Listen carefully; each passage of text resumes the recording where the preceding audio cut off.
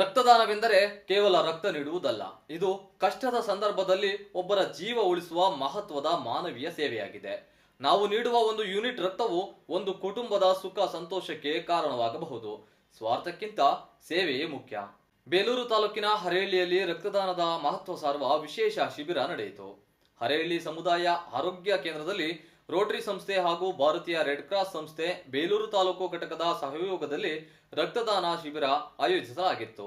ಈ ವೇಳೆ ಮಾತನಾಡಿದ ರೋಟರಿ ಅಧ್ಯಕ್ಷ ಮಹಂತ ನಾರ್ವೆ, ಒಂದು ಯೂನಿಟ್ ರಕ್ತವು ಕಷ್ಟದಲ್ಲಿರುವ ವ್ಯಕ್ತಿಯ ಜೀವ ಉಳಿಸುವ ಅಮೂಲ್ಯ ಸೇವೆಯಾಗಿದೆ. ಆರೋಗ್ಯವಂತ 20 ರಿಂದ 65 ವರ್ಷದೊಳಗಿನವರು ರಕ್ತದಾನ ಮಾಡಬಹುದು ಎಂದು ಡಾಕ್ಟರ್ ಅನುಪಮ ಮಾಹಿತಿ ನೀಡಿದರು.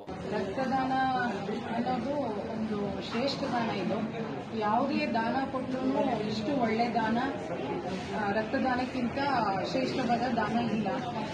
ಯಾವುದೇ ಅಪಘಾತಕ್ಕೀಡಾದಾಗ ಅಥವಾ ಏನಾದ್ರು ಟ್ರಾಮಾ ಆದಾಗ ಅಥವಾ ಏನಾದ್ರು ಆಪರೇಷನ್ಸ್ ಆದಾಗ ಶಸ್ತ್ರಚಿಕಿತ್ಸೆ ಟೈಮಲ್ಲಿ ಎಲ್ಲ ಒಂದು ಪೇಷಂಟ್ಸ್ಗಳಿಗೆ ರಕ್ತ ಒಂದು ಬೇಕಾಗಿರುತ್ತೆ.